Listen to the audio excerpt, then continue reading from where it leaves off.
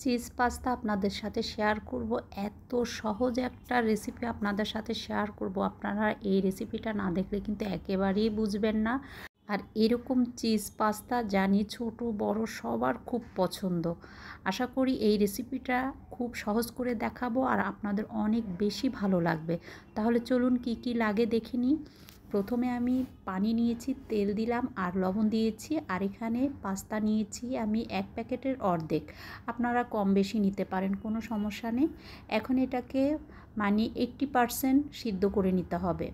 তারপর মুরগির মাংস, বুকের মাংস একটা নিয়েছি, এটা আদা রসুন 1/2 চা চামচ আর লবণ দিয়ে দিলাম, আর এখানে দিয়ে দিচ্ছি গোলমরিচ 1 চা চামচ দিয়ে ভালো করে এটাকে ভেজে নেব। এখানে কোনো রকম আমি পেঁয়াজ ইউজ করব না, আপনারা চাইলে দিতে পারেন। তারপর ভেজে নেওয়ার পরে আমি এখানে দিয়ে দিলাম সেই পাস্তাগুলো আর দিয়ে দিলাম 1 চা চামচ চিনিটা দিয়ে তারপরে কিন্তু আবার একটু নেড়ে চেড়ে দিলাম আর দিয়ে দিলাম ক্যাপসিকাম, আবারও গোলমরিচ দিয়ে দিলাম আমি প্রায় 1 চা চামচের মতন, কারণ এখানে আমি কাঁচামরিচ দিব না। আর দিয়ে দিলাম 1/2 চা চামচ লাল মরিচের গুঁড়া, এতে করে খুব সুন্দর একটা কালার আসবে। একটু করে টেস্টিং সল্ট দিয়েছি, এটা কিন্তু দিতেই হবে যেহেতু রেস্টুরেন্টের মতন আমরা খেতে চাচ্ছি। তারপরে আমি নিয়ে নিলাম বাটার, এখানে একটা বাটারের অর্ধেকে 3 ভাগের 1 ভাগ নিয়েছি। আর 1.5 টেবিল চামচ দিয়ে দিব ময়দা, আপনাদের পাস্তা অনুযায়ী কিন্তু আপনারা ময়দা দিবেন। আর 1 টেবিল চামচ দিয়ে দিলাম চিনি আর অল্প একটু লবণ দিয়ে দিলাম। দিয়ে ভালো করে এই বাটারের মধ্যে আমি ময়দাটাকে ভেজে নিয়েছি। আর আগেই জাল করে গরম দুধ আমি এখানে দিয়ে দিলাম আধা কেজি। 1/2 কেজি দুধ অবশ্যই দিতে হবে, তাহলে অনেক বেশি টেস্ট আসবে।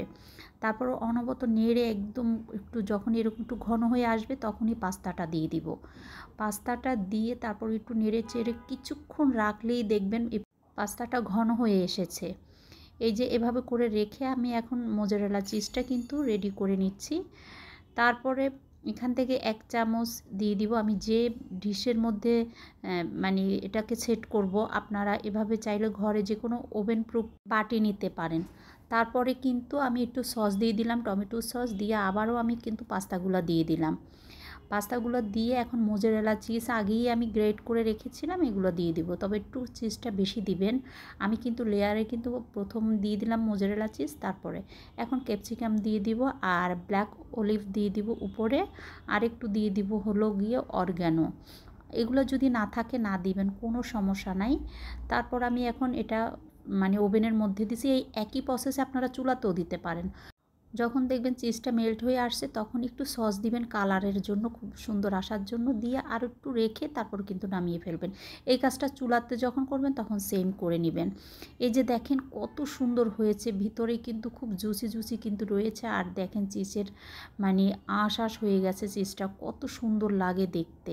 আশা করি এই ঝটপট রেসিপিটা আপনাদের অনেক বেশি ভালো লাগবে। আমি চেষ্টা করেছি, ভালো লাগলে ভিডিওতে একটা লাইক দিয়ে দিবেন।